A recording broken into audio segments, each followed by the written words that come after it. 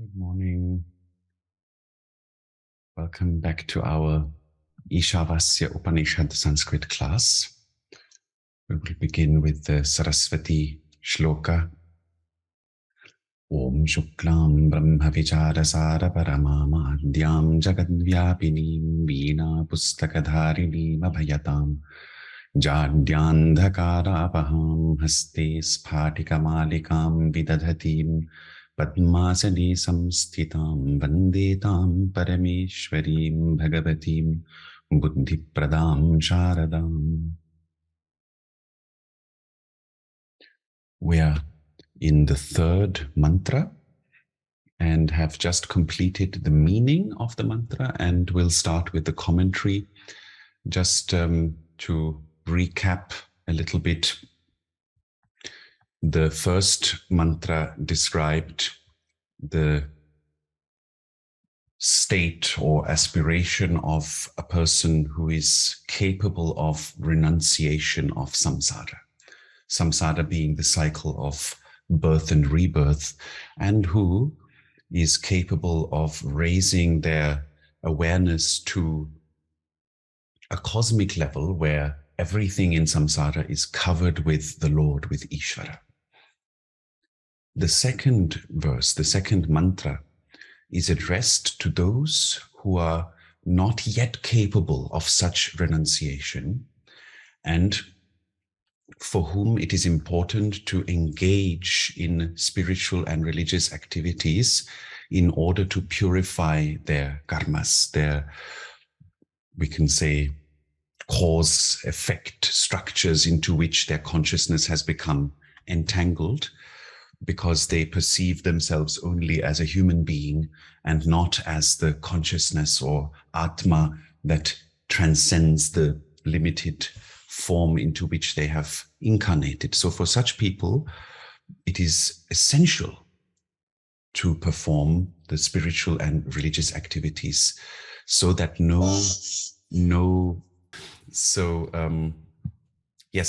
so that no ashubha, no inauspicious karma is accumulated. So then when one dedicates oneself to the spiritual and religious activities, then karma does not touch us, does not stick to us.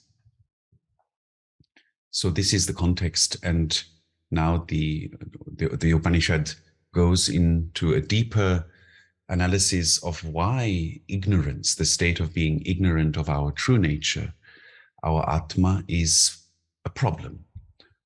So the mantra, the third mantra, stated that the lokas, the worlds we could translate, the lokas are asurya, they are demonic-like, they are like demonic, covered in blind darkness. And to those people reach to those lokas who lose their own Atma, who lose their own self, we can say, or who have even killed their own self. But this is meant in a metaphorical way. We saw that, or we will rather see that in the commentary now. So I will share the screen. And someone mentioned that somehow it is not so well legible when you see the screen shared like this. Is this the case for all of you, or is it easily readable what you see here? Radhe, Radhe. Radhe. It is easily readable for me, that I can see, but I cannot open the PDF that you sent it in WhatsApp. Can you send it again? Again, Please? shall Yes. I send it in WhatsApp again, or? Yes, please, in WhatsApp again. Somehow I cannot open it. Okay. So I don't know why. Thank you so much. Yeah, no problem. I will just do that.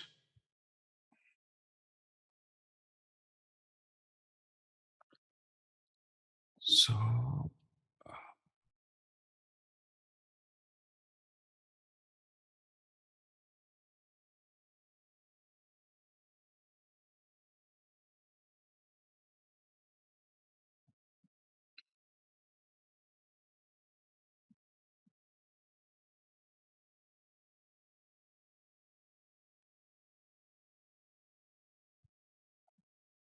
So I'm sending both the Devanagari, the Sanskrit script, and the transliterated form again. Okay. Sent.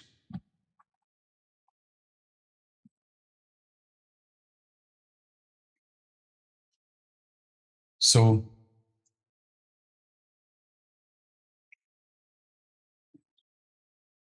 now he begins by explaining what is meant by asuryaha,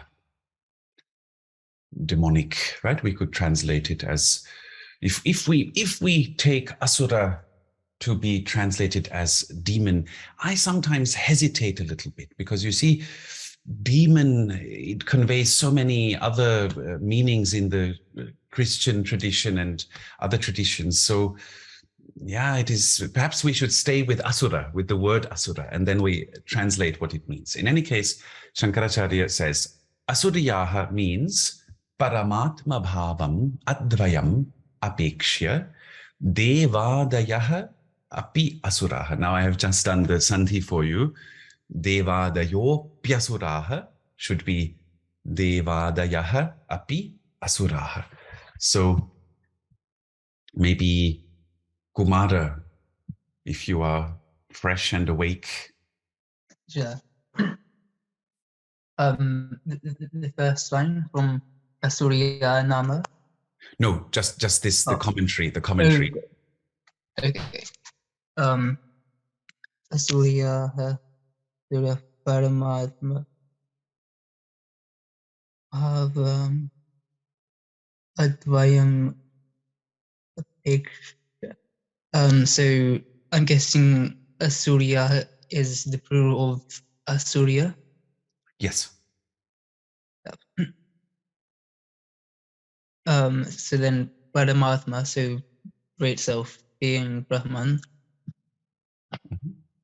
Bhavam, so those who are in the great self. Not quite. So the Those, bhava is the state. Those who are in the state of the great self, or those who reside in. No, don't jump to the meaning yet. Sure. So if you look at the cases, paramatma bhavam, and then advayam apekshya. Sure. Oh, okay. Oh, wait. Sorry. So I think you can find apekshya even in the dictionary. So I'm guessing. So Asurya is the subject. Yes. And then Asuryaha is taken from the mantra. So Asuryaha is, so the way the commentaries work is like this, that he's explaining the mantra above, right? Which is this one here. This is the mantra. So he's explaining the mantra word by word. So now first he explains Asuryaha. So then he repeats the word Asuryaha.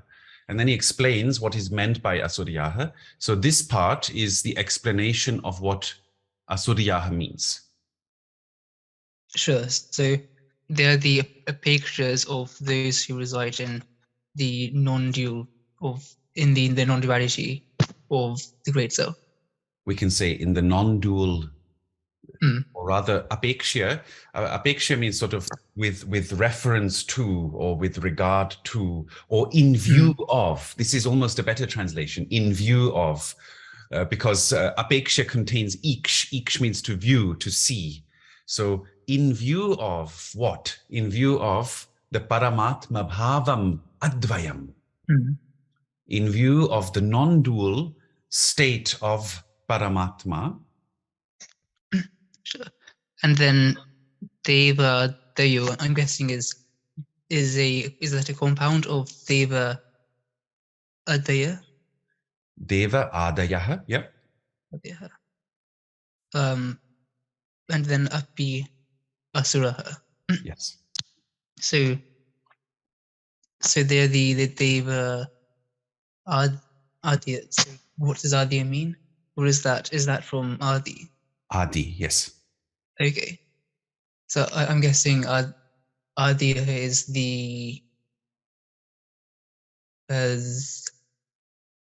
I'm guessing that the possessive.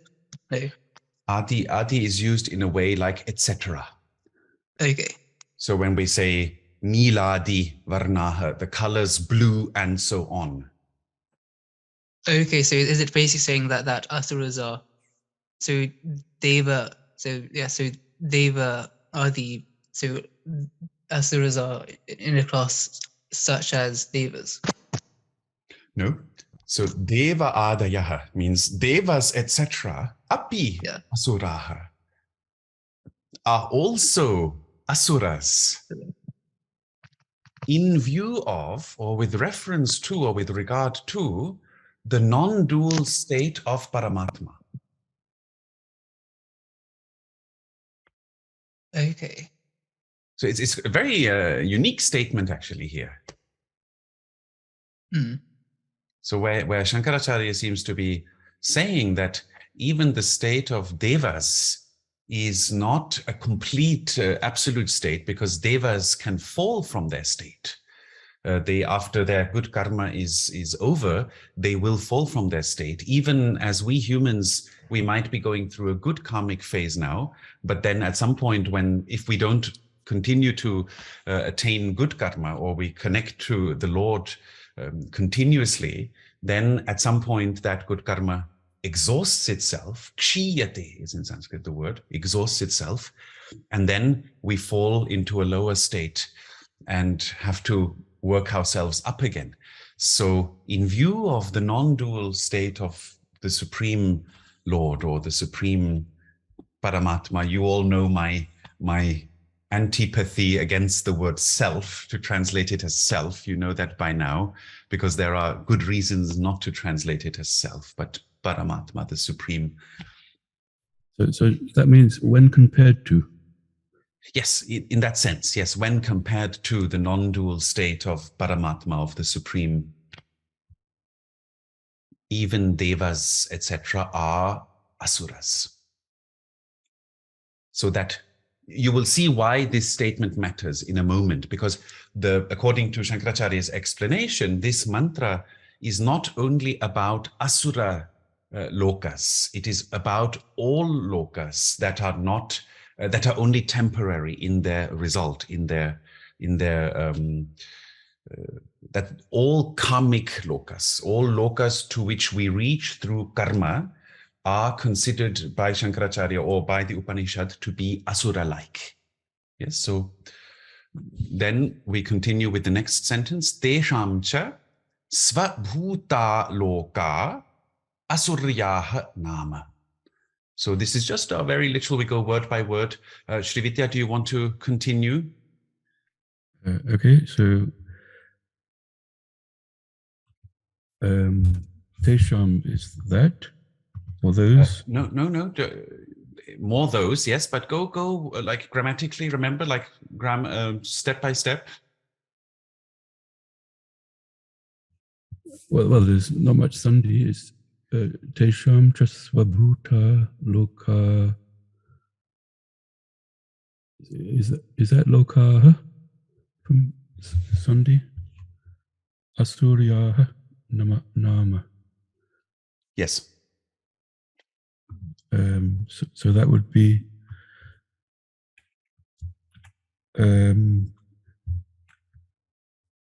Swab. Well, you want me to translate, or There is sandhi. Svabhutaha lokaha. Swabhutaha Lokaha. Okay. So the visarga dropped away in both svabhutaha and lokaha. Yes. So Yes. tesham is what case? Plural of those. Is it genitive? Yes. Tesham. So there, right? So belonging to them, there. Yes. Whom devadayaha. Yeah, devas and Etc. So devas, etc., of course, means devas, asuras, humans, animals, nagas, whatever, right? All the worlds, all the lokas that exist. So tesham cha svabhutaha lokaha.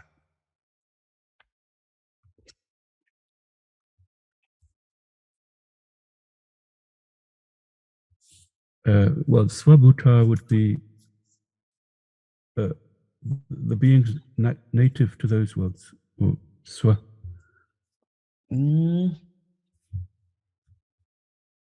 Swa would be native as a self.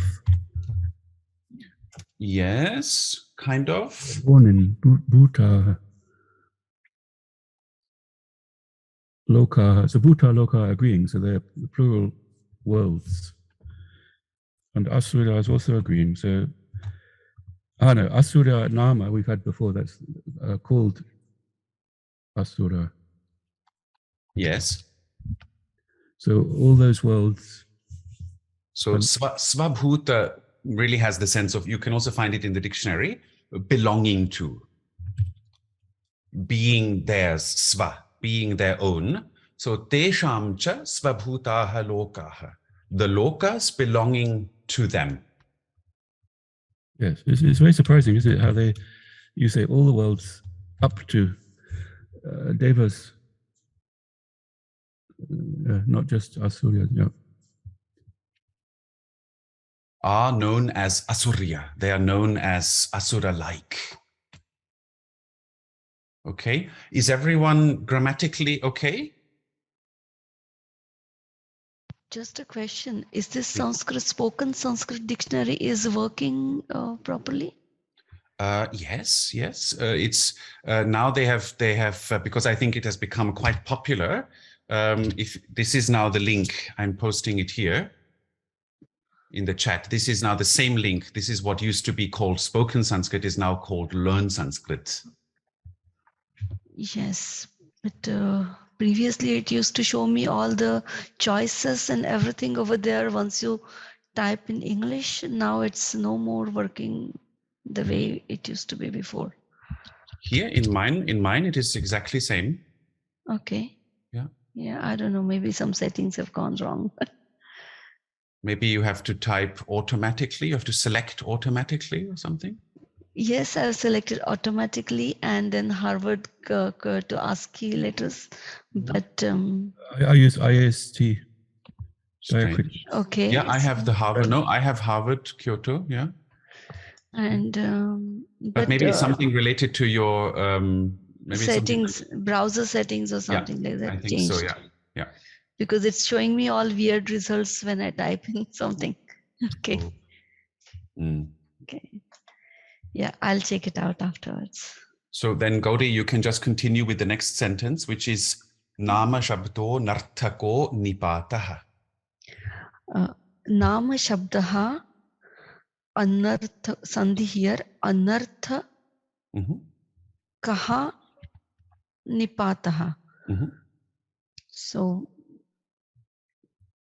Nipat is I don't know what is the meaning of Nipat. Nipata is a grammatical term from Paninian grammar, and it means like a particle. So this sentence is not related to any deep meaning. It is just Shankaracharya saying that the word nama shabdaha anarthakaha nipataha is a particle that has no meaning in itself. Anarthakaha. Anarthaka. Okay, no artha. But the function of the particle, nama, is to give an emphasis to asuryaha. So it is a little bit like eva. So like asura-like indeed, or in German we have this wahrlich wie, wahrlich asura-mäßig, or something like that we might say, sind die Lokas. Yeah? All right. Then, but the literal meaning of nipata is just a particle, like it means a grammatical particle, like a word. Yes. Okay. Thank you. Welcome.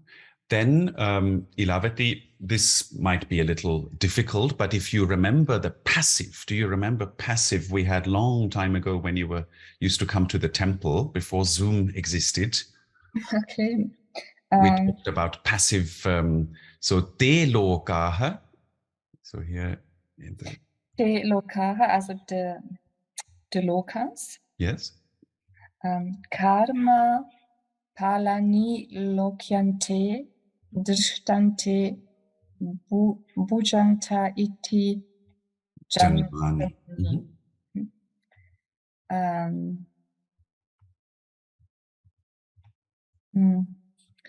Karma palani lokyante. So here, so the te lokaha is from the mantra itself, right? So now we have covered the word asuriyaha, see? Then we have covered the word nama, and now we are covering the word te lokaha. So this is how a commentary works. All commentaries work like this. Also Ramanujacharya, all the great acharyas' commentaries, they all work like this, that they repeat each word from the mantra and then explain it. So here, this is now the explanation of te lokaha. So what is the explanation? Karma phalani lokyante drishyante bhujyante iti. There is a sandhi here where bhujyanta iti is actually bhujyante iti. If you remember that a followed by any vowel becomes a and then the vowel. Yeah. So now try to karma phalani. That should be easy.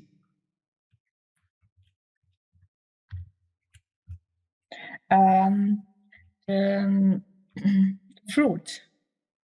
Yes, exactly. Fruit. Yes, yes. So the fruit of action. Exactly. And then lokyante. This is a passive plural from the root luk, or rather lutsch, which in German is still there in the Swiss German. Luege, luege.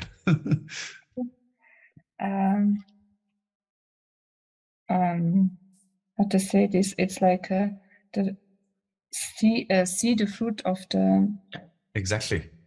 Drishyante is also drishti is also the Also to see, right? So lokyante, drishyante, and then bhujyante. Bhujyante is from bhoga, bhuj, to bhoga. You might know. Bhoga, I know what is. Is the how to say? Bhoga is everything that is not offered to the Lord. So Bhoga means so experienced, enjoyed. Enjoyed, okay. Erlebt. So, but now in the passive, so how will you translate? And then iti janmani. So Shankaracharya is saying that lokaha indirectly means janmani. It's very fascinating because you see he's such a great grammarian also. So to look at his explanation is, for me as a grammarian, is just simply fascinating. And janmani, the meaning? First, the case. It looks like a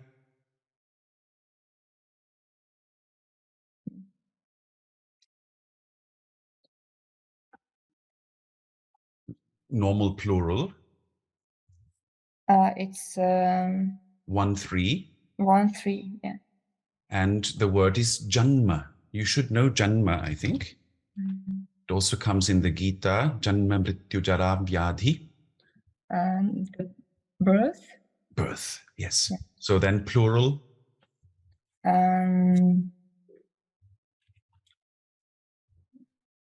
Like the birth of the, how to say,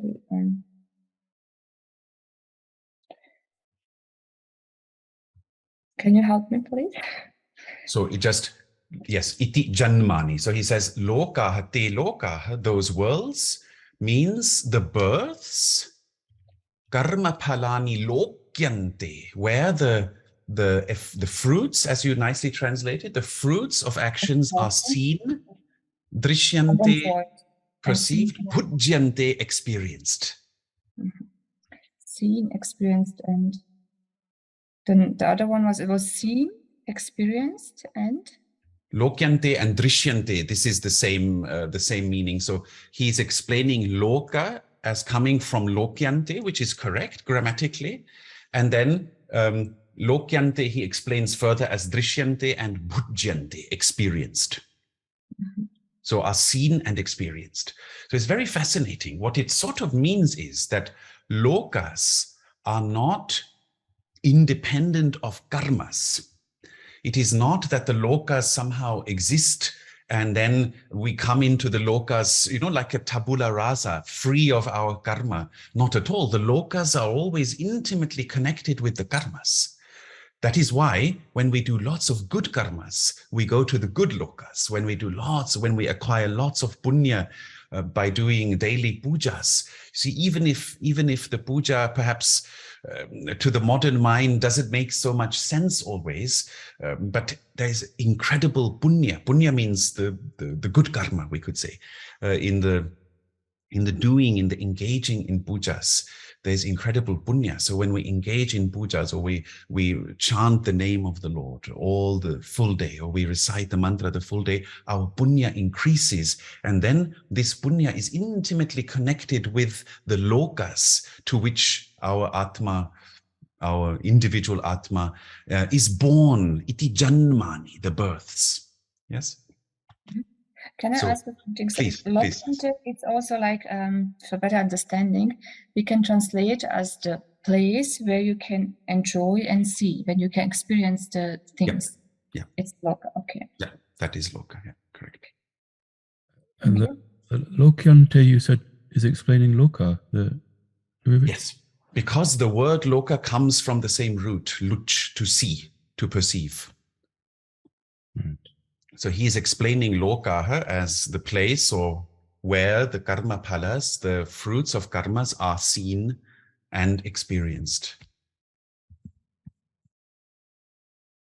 So he's not repeating seen, like lokyante, drishyante is not. Yes, he is repeating lokyante in the form of drishyante, and then explaining drishyante as bhujyante. Okay. So it's not only seen, but also experienced. All right. So then we have Purnimaji is also here. So we have andhena, adarshanatmakena, tamasa avritaha, achaditaha. So here he's taking the word andhena from the mantra, and then he's taking the word tamasa from the mantra, and he's taking the word avritaha from the mantra, and then he's explaining each separately. So andhena, he explains as adarshanatmakena, ajnanena. How would you translate, Purnimaji? So all of this is tritiya, right? Andhena tamasa Yes. vritaha. Yes. Andhena adarshanaatmakena. I think this is also tritiya. Adarshanat, I think would mean not visible. No, not visible, but what is darshana and then adarshana? Darshana is visible, something that is No, drishya is drishta is visible, but darshana means to see. To okay. seeing. Darshan karna, right? For example, in Hindi. But here it is adarshana, so it means not seen. Seen, not seen. Okay. Not seen. Not seen, and ajnanena is also not known. Purnimaji, not seeing. It is the action of seeing. Okay. Achha, not seeing. Okay. Yes.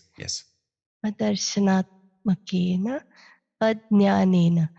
Ajnana would be not knowing. Not knowing, exactly. Not seeing, not knowing. Exactly. Tamasa does that come from tamas? Yes. Which is the vritti, right? The tamas vritti. Well, but here it is the darkness. Darkness, yeah, okay. Because it speaks of andhena tamasa. Okay. So not seeing, not knowing, or not understanding. Darkness. Avrutaha, achaditaha. I'm not sure what avrutaha. Avritaha we had when we explained the mantra last time. Avritaha means to be covered. Covered. Like avaran you might know. Right. So, and then he explains achaditaha.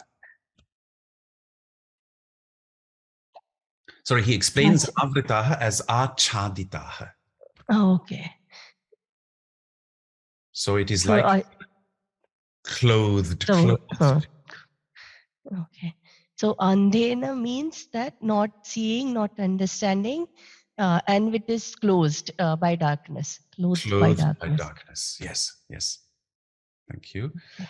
And the wonderful thing is, if you all paid close attention, because it's very subtle, the first mantra, if we go back to the source, speaks of enveloping achadaniyam, everything with the Lord. And now the third mantra is contrasting that when we are in the state of ignorance, not seeing, not knowing, then everything is enveloped by darkness. You see, it's a very subtle parallelism. Mhm. Is everyone grammatically with us?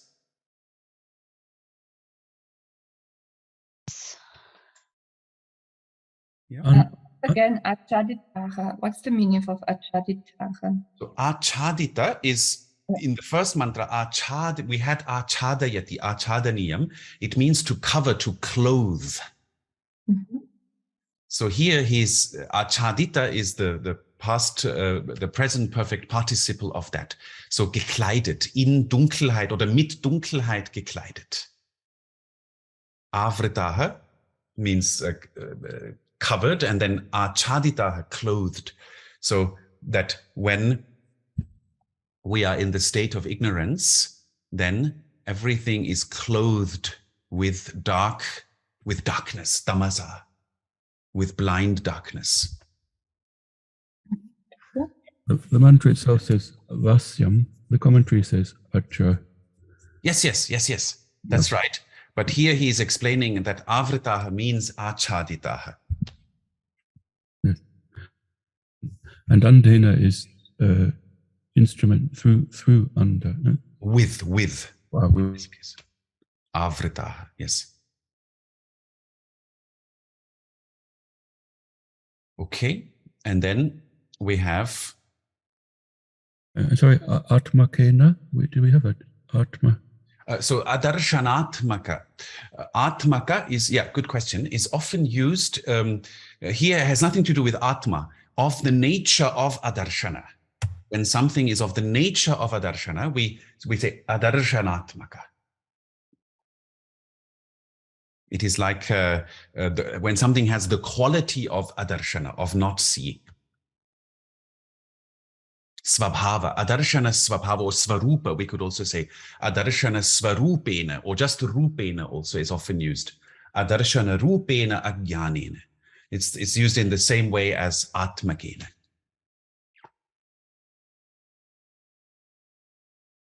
Okay.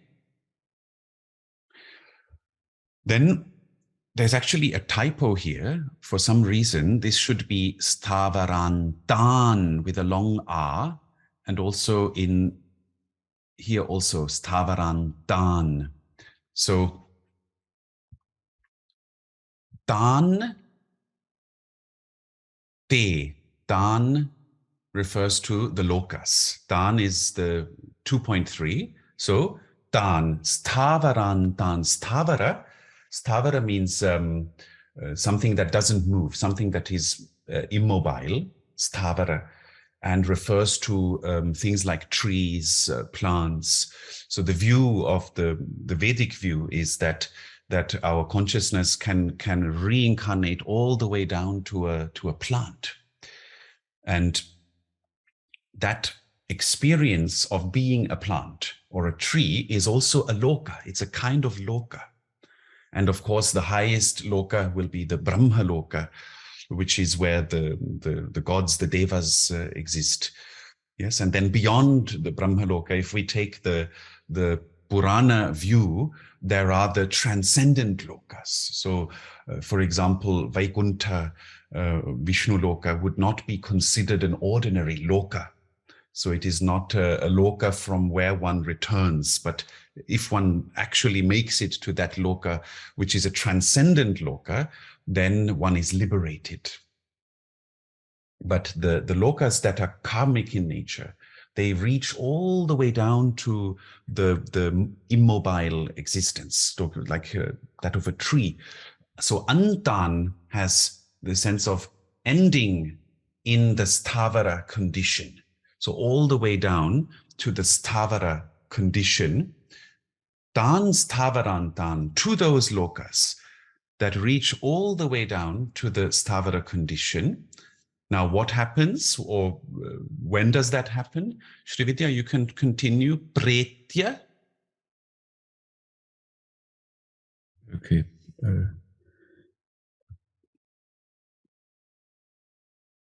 We had Pratya before, isn't it?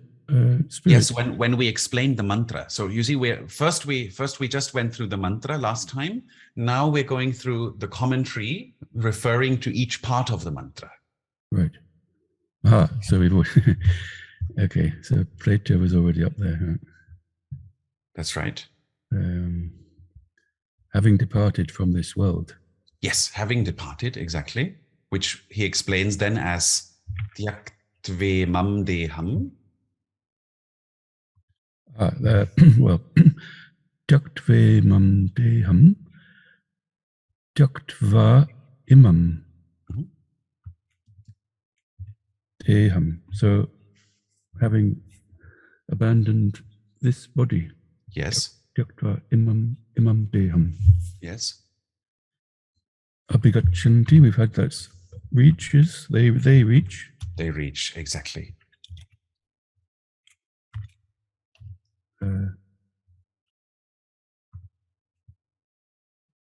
Yata karma, yata shrutam. Yes.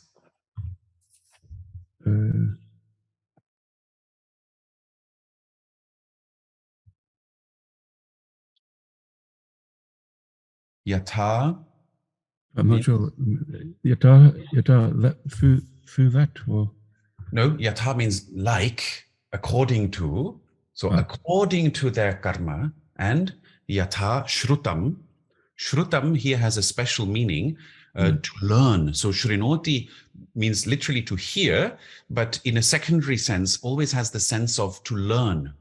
So according to one's action and according to what one has learned, one reaches after leaving, after departing, after abandoning or leaving behind this body, one reaches tan. Tan refers to lokan, stavarantan, which have ending up to the stavara state, up to the state of a tree, for example. Yes, it's a little bit complicated. To me, it's crystal clear, but it's not. It's a little bit complicated. Sort of extending, those lokas extend all the way to the motionless trees. So after departing, giving up this body in accordance with one's karma and in accordance with what one has learned, one goes to those lokas, which are the fruit, or which consist of the fruit of the karmas, where the karmas are seen, experienced. So it's Stavara Anta. Stavaranta, yes. Ending in that. The lowest state is that of a plant. But where Stavara could also be unmoving objects. Stavara means something that is stable, that doesn't move. Yeah. Can I ask something to this sadhana? So we can understand something what is stable, but it also refers to loka. So loka is not just a place. Loka is like state of consciousness. Can we say that? That is the point here. Exactly. Very good. Yes. So in this ancient Vedic view, the Tiryak means the beings that don't have a straight spine, but that have a spine like this. That means animals. Tiryak loka is also a loka. The loka of the animals is also considered a loka. So obviously we see the animals in our world here. So we think, but they are in our loka. But actually, from a Vedic point of view, they are not. They are within their own state of consciousness. We could say planes. Planes and worlds. Yeah. Planes of consciousness, yes. Very good. And also one of the key statements here is also according to what one has learned. And we also find this in the Gita, where Krishna talks about the reincarnation, he says, Tatra tam buddhi samyogam labhate paurvadehikam. So in the next life, one gains again, or one comes again in union with the buddhi, with the understanding, paurvadehikam, that one had attained in the previous life. So whatever one is learning in this life really matters. It's not only the actions we engage in, it's also the cultivation of our learning, of our buddhi. This is what Shankara is talking about here as well. That's why it is so precious to spend one's life also learning and engaging the cultivation of our understanding. It really matters. It makes a big difference because it cultivates our consciousness, the tendencies of our consciousness towards something higher. And of course, it's also extremely important to engage in positive and good action, spiritual action, but the learning part is also very important. Okay, very good. So then he continues explaining Yeke cha atmahanaha. This is again from the mantra. Here we see Yeke cha atmahanaha, which is repeated in the lower sentence. Yeke cha atmahanaha. They who are destroyers of the Atma, in the sense of those who harm the Atma, their own Atma. This is meant in a metaphorical sense, because of course we can never truly harm the Atma. So he explains it as Atmanam gnanti iti. Gnanti. Gnanti is from the root han. Gnanti just means they who harm. They harm the Atma, Atmanam gnanti. He is just repeating that grammatically. Iti Atmahanaha. So Atmahanaha means someone, they who harm themselves, or they who lose themselves, we can also say. Ke, he repeats the question, who are they? Te janaha ye avidvamsaha. So maybe here, Kumara, would you like to translate this? Sure. From K. Ke, who are they? Te janaha ye avidvamsaha. Sure. So K is, I guess, is the plural of gaha. Yeah. They, likewise, they, janaha, I guess, jana in this context means person or Yes. being. Yes.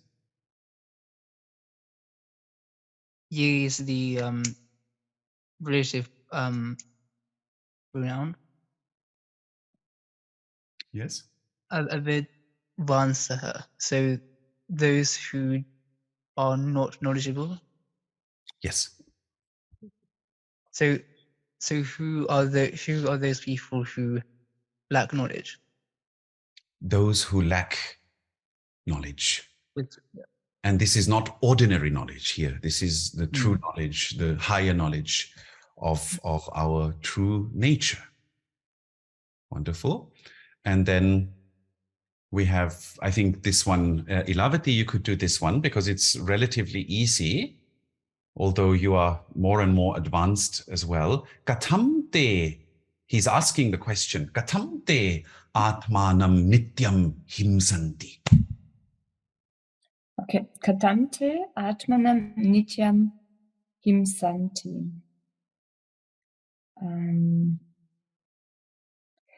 Nityam, it's means Nityam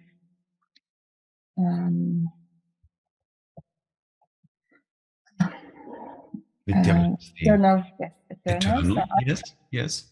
he asked about Atman. And Atmanam, so Nityam is 2-1. Atmanam is also 2.1. Yes, and Himsanti. That should be easy. It's simply the verb. Like you know I'm sure you know the noun. It's a killing. Yes, Himsanti. yes. So killing or injuring, like himsa, ahimsa. Injuring. Okay. So he's asking, what is injuring the eternal soul? Not what, but gatam means how. How? How, and himsanti means they. So the people who do not have knowledge. So he's asking, how do they harm or how do they injure the eternal Atma? Right? Okay, and then Gauri, you could try. We still have a few minutes. Avidya doshena vidyamanasya atmanaha tiraskarana. Avidya doshena is 3-1. Yes. Vidyamanasya is 6-1. Yes. Atmanah tiraskaranaat. So through avidya dosh, that is through not being not knowledgeable, or vidyaman, the one who vidyamanasya, the one who is having the knowledge.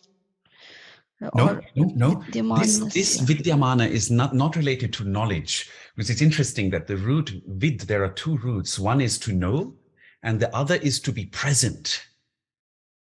Okay. To be present. Vidyamana means the one who is present. The one, it can also mean to be found, but in this case, it is the one that is always present. So it is here it is the participle 6th case. Vidyamanasya atmanaha. So the Atma that is always present, avidya doshena vidyamanasya atmanaha tiraskaranaat. Hates himself. Hates himself. Tiraskar is hatefulness, or not no? Quite. Okay. It is tiraskarana is it has several meanings. The primary meaning here means to conceal, to keep something hidden, to hide. Secondary meaning is to be sort of to be rude towards, or to. And what did you say it means for you? For hatefulness or being rude, exactly. So to insult, right? In a secondary sense. Secondary sense. I think it is more used. All the secondary meanings are more popular in all modern languages. Correct. Yes. So here it means to conceal, to keep something hidden, to etwas versteckt halten, in the sense of that something, even though it is present, it is not revealed. That is known as tiraskarana. So through the error, the dosha, through the error of ignorance, avidya, the ever-present Atma is kept hidden, is kept concealed. That is how they injure the Atma. Concealed. Yeah. Is it clear grammatically to everyone? Yes. Okay. So then, Srividya, would you like to try Vidyamanasya Atmanaha Yat Karyam Phalam Ajara Maratvadi Samvedan. Here's, oh my God, there's so many typos here. This should be Samvedanadi Lakshanam.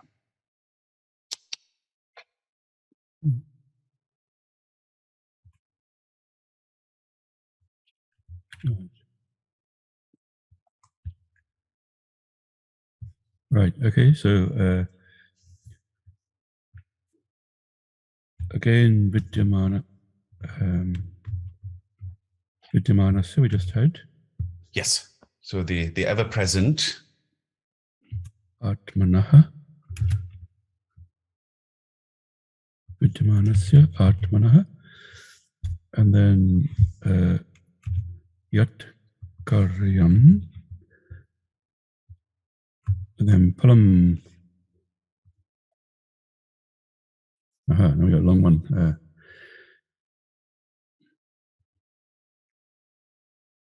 Yat Karyam Phalam. So yes. Yat Karyam Phalam.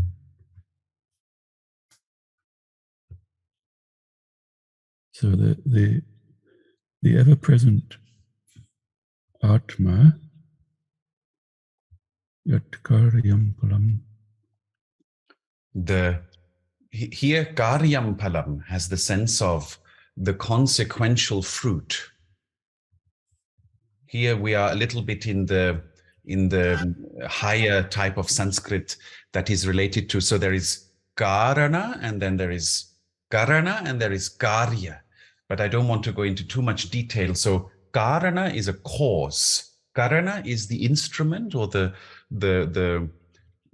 instrument through which something occurs. Karana is what causes it, and karya is the consequence of it.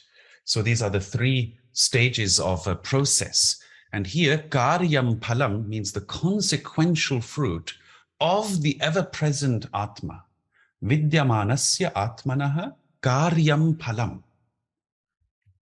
Yes, the consequential fruit of the ever-present Atma. What is that? Lakshanam, characterized by what? Ajara, amaratva, adi, samvedana, adi. Right, so that would be birthlessness, ajara, amara, immortality. Ajara. Ajara means freedom from old age. Okay.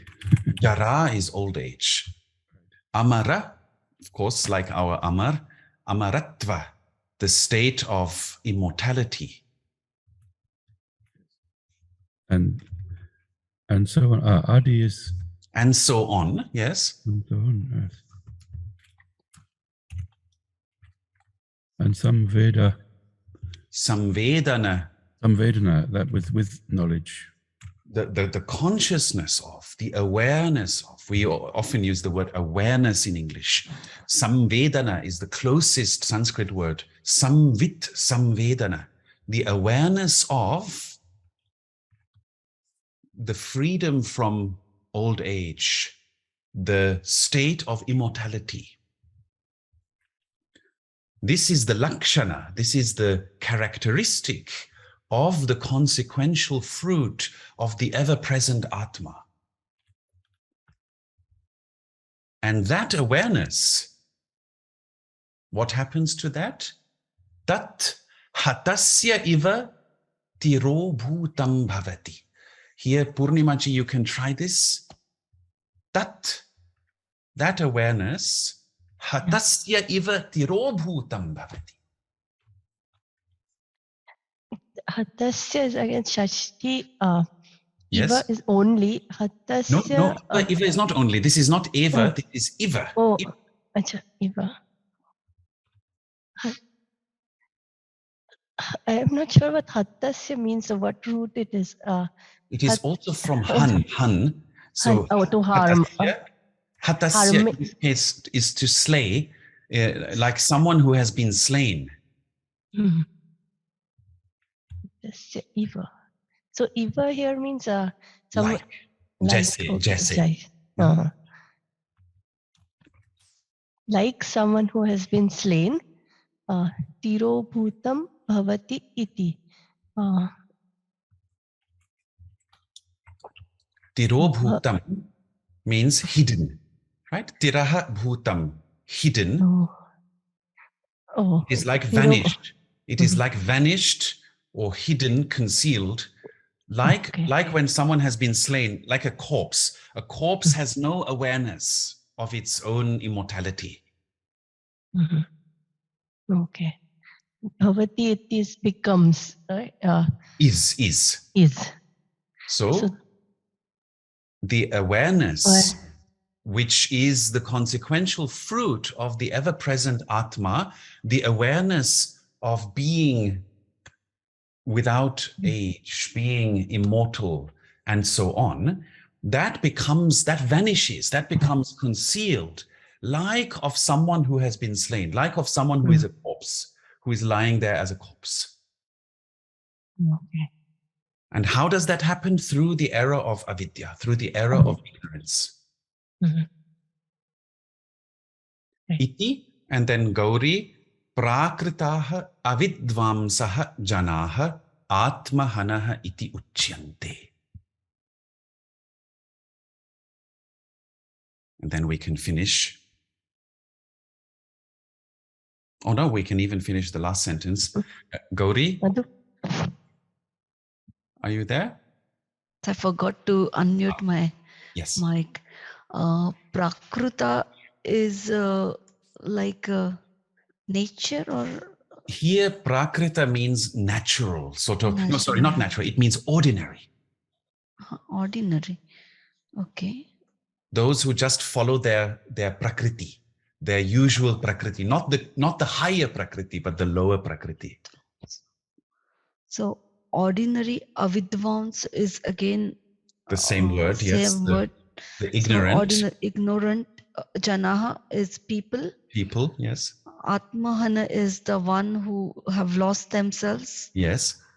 Iti uchyate. This is Uchyante. uchyante. So this is what is said, like uchyante is plural for They are called, right? They are called. Yes. So the ordinary people who are ignorant are called Atmahanaha, those who have lost themselves. And then, is it grammatically clear for everyone?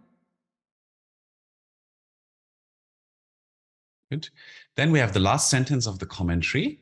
Tena hi atmahanana doshena samsaranti te. So, Sri Vidya, do you want to do this? Tena hi, through that, because through that, atmahanana doshena. Yes, that's again instrumental through the destruction or the Yes. harming the destruction of the self.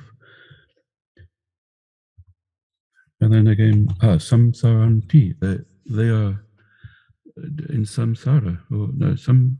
Yes, they are moving in samsara. So samsaranti is the verb of samsara. Samsara means the cyclical movement.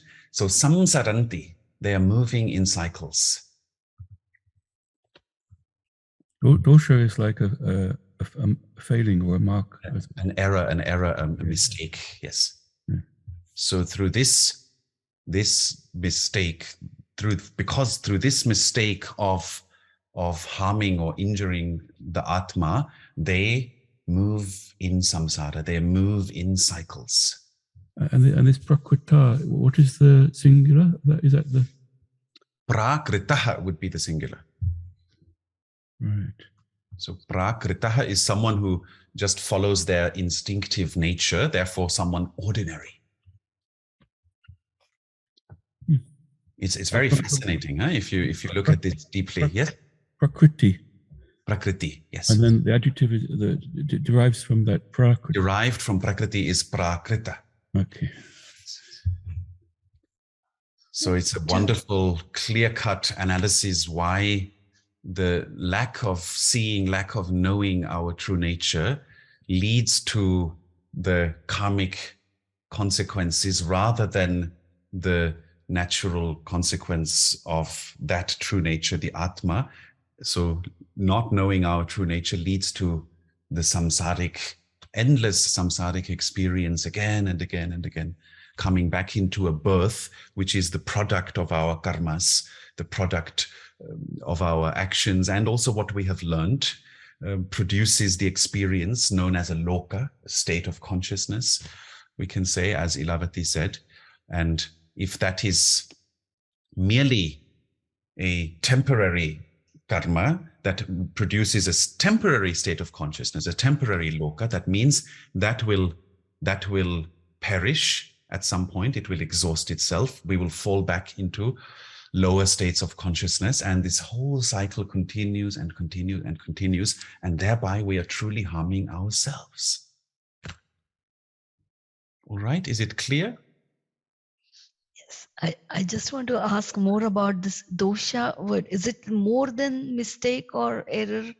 Because it's used in, like, you hear this in a lot of contests, especially in all those mantras, or also like kundali dosha, this dosha. Is it exactly just a mistake, or It has more deeper meaning than mistake. It has very deep meanings. Dosha is related to dvesha, dush. The root is dush also, and has the sense of something that dushyati, something that produces a state of suffering.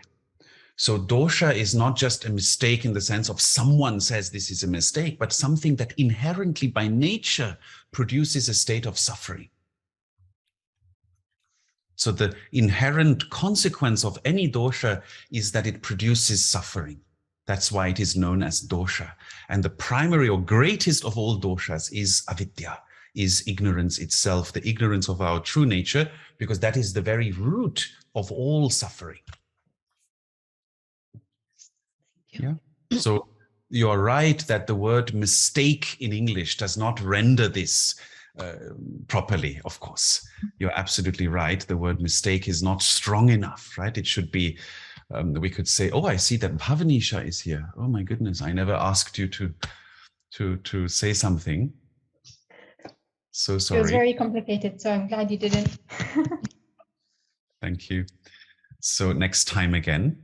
Yes, so dosha, we could say like a fundamental error, or not even error. We can say like yeah, so sometimes English words are not really the best to render these powerful Sanskrit words.